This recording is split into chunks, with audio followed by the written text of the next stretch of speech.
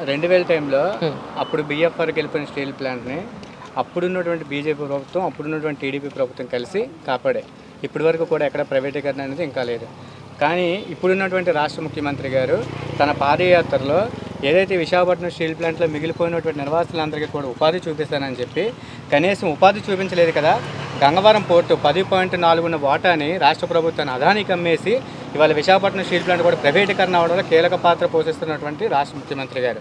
మరొక గాజువాక ఇప్పుడు అభ్యర్థి ఏదైతే రాష్ట్ర ప్రభుత్వంలో అభ్యర్థిగా పోటీ చేస్తూ ఉన్నారో ఆయన పరిశ్రమల శాఖ మంత్రిగా ఉండి కూడా రాష్ట్రాన్ని మా స్టీల్ ప్లాంట్కి రావాల్సిన రాష్ట్రంలో ఉన్నటువంటి ముడిచెరుకు అంటే మైన్స్ కానీ తర్వాత ఇసుక కానీ ఏది కూడా విజయనగరంలో ఉన్నటువంటి ఏవి కూడా 2 సంవత్సరాల కిందటే అగ్రిమెంట్ క్యాన్సిల్ అయిపోయింది. అప్పుడు ఈయన రాష్ట్ర మంత్రిగా ఉన్నారు. ఎప్పుడైతే గాజువాకలో పోటీ చేస్తున్న వ్యక్తి రాష్ట్ర మంత్రిగా ఉన్నారు. కనీసం ఆయన ఇప్పటికీ కూడా దాన్ని రెన్యూవల్ చేయలేదు. అలాంటి వాళ్ళు ఇప్పుడు మళ్ళీ విశాఖపట్నం స్టీల్ ప్లాంట్ కాపాడవలసింది మేమే అని చెప్పడం హాస్యాస్పదమైన విషయం. ఫస్ట్ ఆఫ్ ఆల్ మిగతాది మిగిలిపోయిన ఏదైతే 8,500 మందికి ఉద్యోగాలు మేమే ఇస్తామన్నటువంటి మంత్రి గారు నాడు ఏం చెప్పారండి, ఏదైతే విశాఖపట్నం స్టీల్ ప్లాంట్ సమస్య రాష్ట్ర ప్రభుత్వ ఆధీనంలో లేదు, కేంద్ర ప్రభుత్వ ఆధీనంలో ఉంది, కేంద్ర ప్రభుత్వమే అమ్ముతుంది కాబట్టి రాష్ట్ర ప్రభుత్వం ఎలా కాపాడుతుంది అదని చెప్పేసి వ్యాఖ్యలు చేసిన వ్యక్తి ఇవాళ నిర్వాసితులు అందరూ వస్తే నేను కానీ ఇక్కడ ఎమ్మెల్యే అయ్యి రాష్ట్ర మంత్రిగా కానీ మళ్ళీ ప్రమాణం చేస్తే మీ అందరికీ ఉద్యోగాలు ఇస్తారని చెప్పేసి అంటున్నారు. మరి అప్పుడు లేని వ్యక్తి ఇవాళ ఎలాగా మరి కాపాడతారనేది ఆయన మాకు చెప్పవలసిన విషయం ఎంతైనా ఉంది. మరొకటి ఏంటంటే ఇవాళ విశాఖపట్నం స్టీల్ ప్లాంట్ని బలంగా కార్మిక సంఘాలు కానీ ఇప్పుడు ఉన్నటువంటి తెలుగుదేశం ప్రభుత్వం ఫస్ట్ నుంచి కాపాడుకొచ్చింది కాబట్టి మళ్ళీ తెలుగుదేశం ప్రభుత్వమే కాపాడుతుంది కాబట్టి బీజేపీతో అయినా సరే, ఎందుకంటే దేశంలో ఉన్నటువంటి ప్రధాన పాత్ర పోషిస్తున్నటువంటి బీజేపీ కాపాడదు కాదు కాబట్టి ఇవాళ పొత్తులతో వెళ్ళి ఈ స్టీల్ ప్లాంట్ కాపాడుకోగలమని చెప్పి కీలకంగా వ్యవహరిస్తున్నారు. కాబట్టి ఉక్కు ఉద్యోగులందరూ కూడా ఎంపీగా భరత్ గారిని తెలుగుదేశం పార్టీ అధికారంలో తీసుకొచ్చి ఎమ్మెల్యే అభ్యర్థి పల్లా శ్రీనివాస్ని గెలిపిస్తే, ఎందుకంటే తన ప్రాణాన్ని లెక్క చేయకుండా చిన్నపిల్లలు కూడా పక్కన పెట్టి 8 రోజులు ఆమరణ నిరాహారదీక్ష చేశారు. అది ఎందుకు చేశారంటే కర్మాగారానికి కారాగారానికి తేలా తెలియని వ్యక్తులు ఇక్కడికి వచ్చి స్టీల్ ప్లాంట్ని కాపాడుతానని చెప్పారు కాబట్టి ఆయన మనోవేదన, ఆయన బాధ అర్థం ఆవేళ ఆయన బాధపడ్డారు కాబట్టి, ఎందుకంటే ఆయన ఒక నిర్వాసితులు. ఇక్కడ విశాఖపట్నం గాజువాక ఎమ్మెల్యేగా పోటీ చేస్తున్న వ్యక్తి తెలుగుదేశం పార్టీ అభ్యర్థి ఒక నిర్వాసితులు. వాళ్ళ తండ్రి గారు కూడా ఈ స్టీల్ ప్లాంట్ కోసం భూములు పోయిన వ్యక్తి ఆయన. అలాంటి వ్యక్తి ఆవేళ 8 రోజులు ఎందుకు ఆమరణ నిరాహారదీక్ష చేశారంటే ఇవాళ స్టీల్ ప్లాంట్ ఉద్యోగస్తులు చాలామందికి కూడా ఇప్పుడు ఫర్ ఎగ్జాంపుల్ ఇప్పుడు నేను ఉక్కు ఉద్యోగం పనిచేస్తా ఉన్నాను నిర్వాసితుడిగా. మా నాన్నగారు ఈ భూమి పోతే మా నాన్నగారికి ఉద్యోగం రాకపోతే నాకు ఉద్యోగం ఇచ్చారు. 2013లో నేను జాయిన్ అయ్యాను. కానీ ఈవేళ నేను ఎంత మనోవేదన అనుభవిస్తున్నానంటే ఈ ఉద్యోగం ఉంటుందా లేదా, నేను నా పిల్లలు ఎలా చదివించుకోవాలి, అసలు తినడానికి మాకు ఇప్పటికీ కూడా కనీసం ఇప్పుడు సగం జీతం ఇచ్చి ఇంకో సగం జీతం కూడా ఇవ్వలేని పరిస్థితుల్లో ఎక్కువ ఉద్యోగులు ఉన్నారు ఈవేళ. ఇప్పటికీ గత 9వ తారీఖున జీతం వేశారు, ఇప్పటికీ ఇంకా హాఫ్ జీతం వేశారు, ఇప్పటికీ మాకు ఇంకా హాఫ్ జీతం వేయలేదు. చాలా దారుణమైన పరిస్థితులు ఉన్నాయి. కానీ రాష్ట్ర ప్రభుత్వం కూడా ఎక్కడా కూడా స్పందన లేదు. కానీ వాళ్ళు హాస్యాస్పదంగా ఏమంటారంటే మేమే కాపాడుతాం. జగన్ గారికి ఇవాళ మేము అడుగుతా ఉన్నాం జగన్ గారిని ఓపెన్గా, కనీసం మీరు కాపాడవలసిన లేదు, మాకు రావాల్సిన మైన్స్ని మాకు విడుదల చేయండి, విజయనగరంలో ఉండే దాన్ని రెన్యూవల్ చేయండి. మేము కష్టపడి పనిచేసే తత్వం మాలో ఉంది. ఎందుకంటే 3.5 మిలియన్ టన్నుని 7.3కి వచ్చాక ఏదైతే మ్యాన్ పవర్ ఉందో 16,000 మంది ఉండే ఉద్యోగులు ఇవాళ 9,000 మంది అయిపోయామే. పనిచేస్తున్నాం, మేము కష్టపడడానికి సిద్ధంగా ఉన్నాం.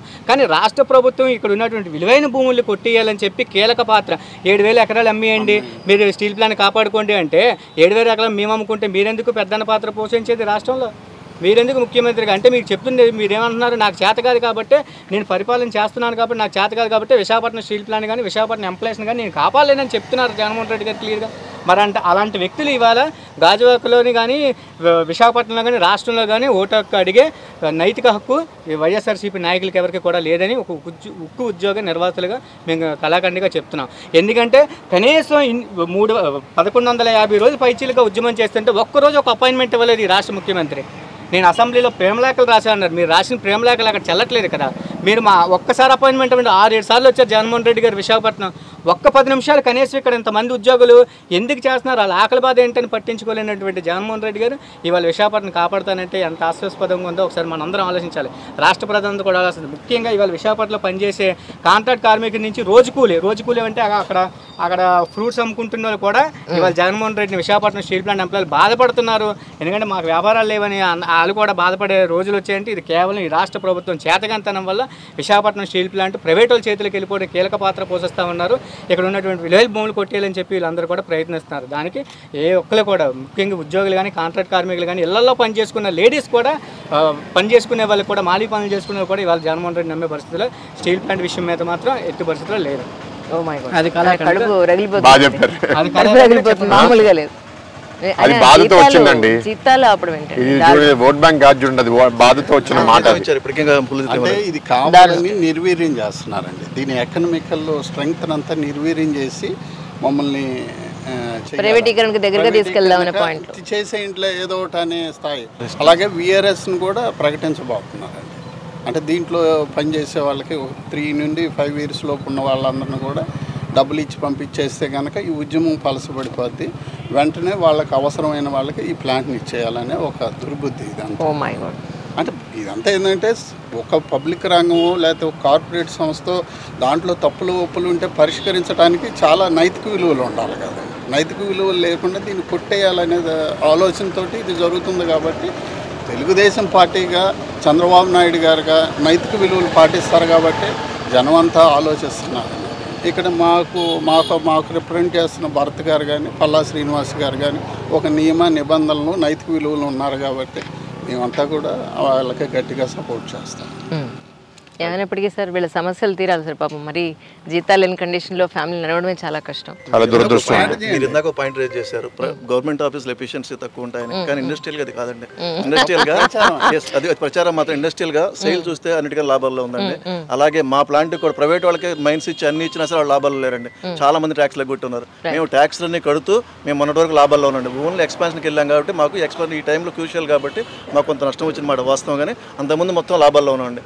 ప్రతి వర్కర్స్ కూడా బాగా చేయటం వల్లే అది లాభాలు వస్తున్నాయండి. ప్రపంచీకరణలో భాగంగా పబ్లిక్ రంగ సంస్థలు అది అంతసేపు వాళ్ళు పెట్టలేరు ఇంటర్వ్యూలో. లెంత్ మనకి కమ్యూనికేట్ అవడం కూడా ఇంకో పాయింట్ చెప్పండి. మన ఏపీ ట్రాన్స్కో నుంచి బిల్లు కట్టాలని చెప్పి మంత్లీ మా దగ్గర వసూలు చేస్తున్నారు. స్టీల్ ప్లాంట్కి పెద్దన్న పాత్ర పోషించి పూర్తి సహకారాలు అందిస్తున్నాం అని చెప్పి ముఖ్యమంత్రి గారు ఇక్కడ నాయకులు చెప్తున్నారు. మరి సహకారం అంటే మరి కరెంటు బిల్లు మాకు టైం ఇవ్వాలి కదా మేడం. మా జీతాలు ఆపించి కూడా కరెంటు బిల్లు వసూలు చేస్తున్నారు మేడం. ఈ రోజు రేపు పవర్ కట్ కూడా చేయాలని ఆలోచనలో ఉన్నారు మేడం. ఈ స్టీల్ ప్లాంట్ని ఏ విధంగా చేయాలి, షట్ డౌన్ చేసి అదానికి అంబానికి వీళ్ళు వాళ్ళ పేర్ల మీద బినామీలు తీసుకొని గంగవరం పోర్టు ఎలా షేర్ తీసుకున్నారో రూపాయి పెట్టుబడి లేకుండా స్టీల్ ప్లాంట్ లో కూడా తీసుకుందాం ఆలోచనలో ప్రజలకు కావాల్సినంత నాలెడ్జ్ ఉంది సార్. మనకన్నా చాలా చాలా దారుణంగా ఆలోచన. చెప్పండి. నేను బేసికల్గా 36 years సర్వీస్ రీసెంట్గా రిటైర్ అయ్యాను. ఈ స్టీల్ ప్లాంట్ నష్టాల్లో ఉన్నది అద్భుత కల్పన. 5,000 కోట్లలో పెట్టాం. ఇవాళ 3.5 లక్షల కోట్లు విలువ చేసిందంటే లాభంలో ఉందా నష్టంలో ఉందా? ప్రొడక్టివిటీ విషయంలో కూడా ఎక్కడా కూడా వెనకడిగేసే పరిస్థితిలో లేదు. ఇంటెన్షియల్లీ సెంట్రల్ గవర్నమెంట్ అంటే ఇవాళ సెంట్రల్ గవర్నమెంట్ అంటే మీరు బీజేపీకి సపోర్ట్ చేస్తున్నారు కదా అంటున్నారు. దీనికి పూర్తిగా రాష్ట్ర ప్రభుత్వం సహకారంతో జరుగుతుంది. రాష్ట్ర ప్రభుత్వం సహకారం లేకుండా ఇది ప్రైవేటీకరణ జరగదు. ఒక్క మాట వాటర్ ఇవ్వం, పవర్ ఇవ్వం, మా ప్రజల ద్వారా మనోభావాలు 32 మంది ప్రాణత్యాగం చేస్తే వచ్చింది, సెంటిమెంట్గా వచ్చింది. మానవులు ఎంతోమంది ఎన్నో ఉద్యమాలు చేస్తే వచ్చింది. భారతదేశంలో ఏ ప్రభుత్వ రంగ సంస్థ కూడా పోరాటాలు ప్రాణత్యాగాలతో రాలే. తెలుగువారు ఆత్మగౌరవంతో పోరాటం చేసిన స్టీల్ ప్లాంట్ నమ్మేస్తానని తెలుగు వాళ్ళందరూ పౌరుషం ఉంది ఉమ్మడి రాష్ట్రంలో. మేము భరత్ గారు లాంటి ఒక మేధావి వర్గానికి సంబంధించిన వారు కానీ, పల్లా శ్రీనివాసరావు గారు లాంటి కానీ, పంచకర్ల కానీ, సీఎం రమేష్ గారు కానీ కూటమిలో ఉన్నాం కాబట్టి ఖచ్చితంగా గ్యారంటీగా చెప్తున్నాం. ఒక కార్మిక నాయకుడిగా ఈ కూటమిని గెలిపించడం ద్వారానే స్టీల్ ప్లాంట్ రక్షింపబడుతుంది. అద్భుతం. ఈ రక్షింపబడాలంటే కూటమికి వెళ్ళాలంతే. ఇక మిగతా వాళ్ళు ఎవరికా ఛాన్స్ లేదు. ప్రైవేటీకరణ 1991లో పీవీనరసింహరావు గారు తేవచ్చు కాక. కానీ ఈవేళ ఇంతమంది యువ కార్మికులు సగం జీతాలతో బతుకుతున్నారు, నిర్వాసితులు ఉండిపోయారు.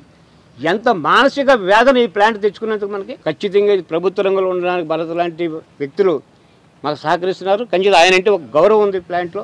పల్లా శ్రీనివాసరావు గారికి ఎంతో. భరత్ గారు రోజు చూస్తాం, మీ భరత్ గారు 1 state వార్ అంటున్నారు.